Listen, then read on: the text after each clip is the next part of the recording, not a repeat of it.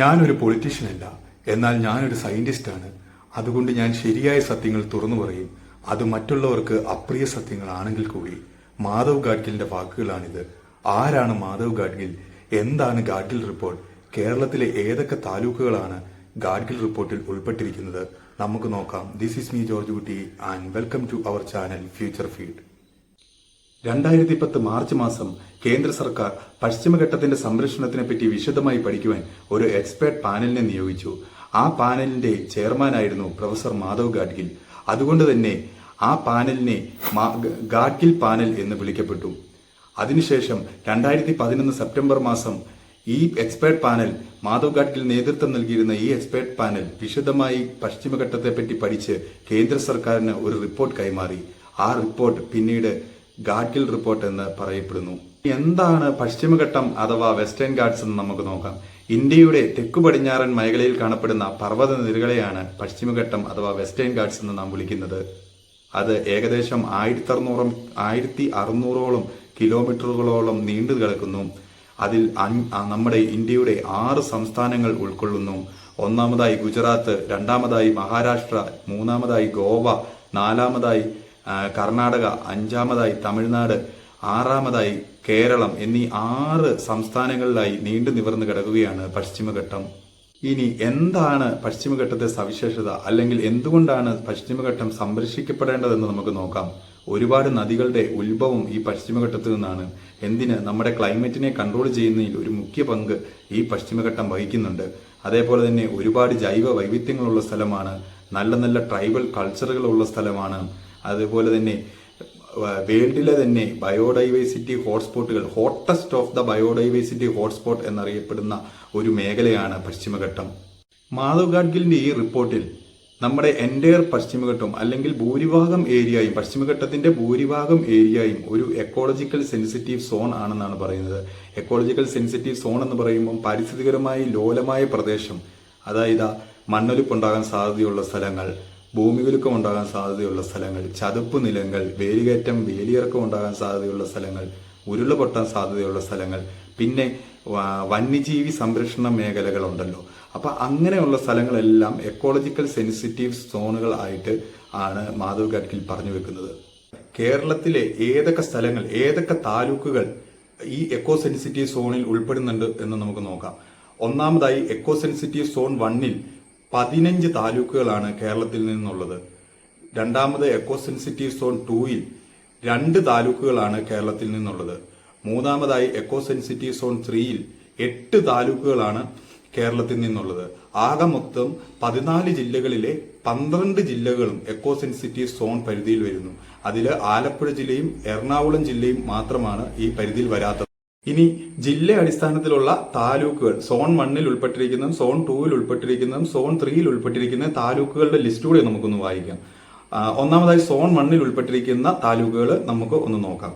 Zone 1-ൽ ഉൾപ്പെട്ടിരിക്കുന്നത് Idukki ജില്ലയിൽ നിന്ന് തൊടുപുഴ, ഉടുമ്പൻചോല, ദേവികുളം, പീരുമേട് എന്നീ താലൂക്കുകളും, കണ്ണൂർ ജില്ലയിൽ നിന്ന് തലശ്ശേരി താലൂക്ക്, കൊല്ലം ജില്ലയിൽ നിന്ന് പുനലൂർ താലൂക്ക്, പാലക്കാട് ജില്ലയിൽ നിന്ന് മണ്ണാർക്കാട്, ചിറ്റൂർ താലൂക്കുകൾ, പത്തനംതിട്ട ജില്ലയിൽ നിന്ന് റാന്നി താലൂക്ക്, തിരുവനന്തപുരം ജില്ലയിൽ നിന്ന് നെടുമങ്ങാട് താലൂക്ക്, തൃശൂർ ജില്ലയിൽ നിന്ന് ഇരിങ്ങാലക്കുട താലൂക്ക്, വയനാട് ജില്ലയിൽ നിന്ന് വൈത്തിരി, മാനന്തവാടി, സുൽത്താൻ ബത്തേരി എന്നീ താലൂക്കുകൾ സോൺ 1-ൽ ഉൾപ്പെടുന്നു. അതായത് 15 താലൂക്കുകളാണ് സോൺ 1-ൽ ഉൾപ്പെട്ടിരിക്കുന്നത്.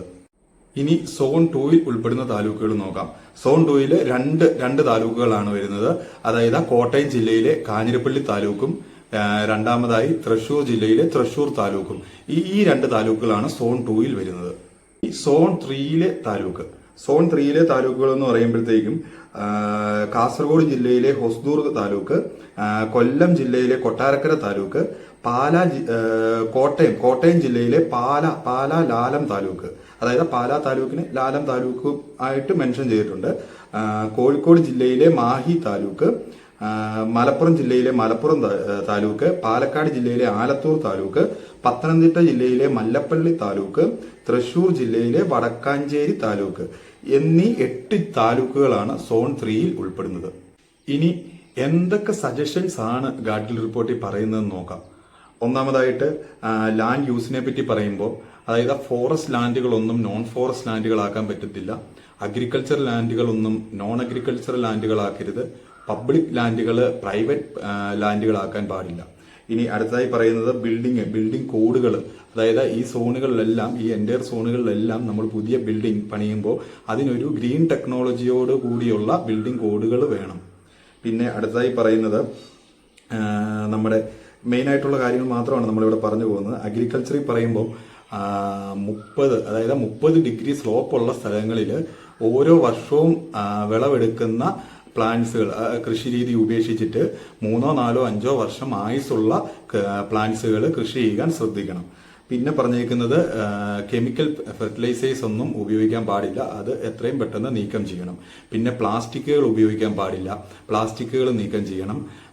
പിന്നെ ജനറ്റിക്കലി മോഡിഫൈ ചെയ്തിട്ടുള്ള വിളകൾ, അതായത് പ്ലാന്റ്സുകൾ ഉണ്ടല്ലോ, അപ്പൊ അങ്ങനെയുള്ള സാധനങ്ങളൊന്നും അവിടെ കൃഷി ചെയ്യാൻ പാടില്ല. ഇത്രയാണ് പ്രധാനമായും കൃഷി രീതിയെപ്പറ്റി പറഞ്ഞിരിക്കുന്നത്. ഇനി മൈനിങ്ങിനെ പറ്റി പറയുമ്പോൾ സോൺ 1ലും സോൺ 2ലും നമുക്ക് മൈനിങ് പാടുള്ളതല്ല. എന്നാൽ സോൺ 3 നമുക്ക് മൈൻ ചെയ്യാം.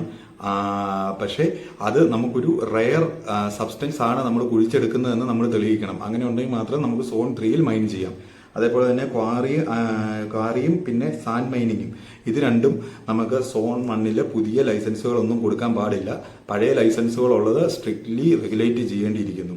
പിന്നെ അത് സോൺ 2ലും സോൺ 3ലും പ്രത്യേക സോഷ്യൽ ഓഡിറ്റോടുകൂടി മാത്രം ഇതിന് പെർമിഷൻ കൊടുക്കണം എന്നാണ് പറയുന്നത്. അതേപോലെ തന്നെ നമുക്ക് പവറും എനർജിയും, അതായത് ഡാമുകളുടെയൊക്കെ പണികൾ. അപ്പോൾ ഡാമുകളുടെ പണി എന്ന് പറഞ്ഞു കഴിഞ്ഞാൽ സോൺ 1ൽ നമുക്ക് പെർമിറ്റ് ചെയ്തേക്കുന്ന ഡാം എന്ന് പറയുന്നത് അതിൻ്റെ ഉയരം വെറും 3 മീറ്ററാണ്.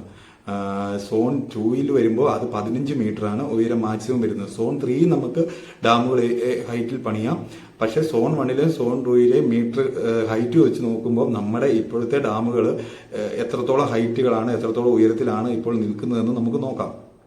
പിന്നെ അടുത്തത് ട്രാൻസ്പോർട്ടേഷനെ പറ്റി പറയുമ്പോൾ പുതിയ റെയിൽവേ ലൈനുകളോ അല്ലെങ്കിൽ ഹൈവേകളോ ഒന്നും സോൺ 1ലും സോൺ 2ലും വരാൻ പാടില്ല എന്നാണ് പറയുന്നത്. സോൺ 3ൽ നമുക്ക് കുഴപ്പമില്ല, പുതിയ റെയിൽവേ ലൈനോ ഹൈവേകളോ ഒക്കെ കൊണ്ടുവരാം. പക്ഷെ സോൺ 1ലും സോൺ 2ലും പുതിയ റെയിൽവേ ലൈനോ പുതിയ ഹൈവേകളോ ഒന്നും വരാൻ പാടില്ല. അത്യാവശ്യത്തിന് വേണ്ടി മാത്രമുള്ള റോഡുകൾ ആണ് അവിടെ അനുമതിയുള്ളത്.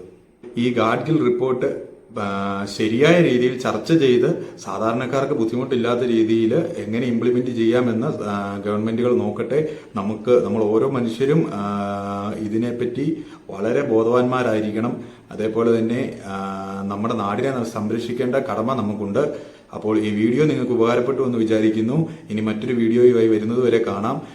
നിങ്ങൾ ഈ ചാനൽ സബ്സ്ക്രൈബ് ചെയ്യുമല്ലോ, സപ്പോർട്ട് ചെയ്യുമല്ലോ. Thank you.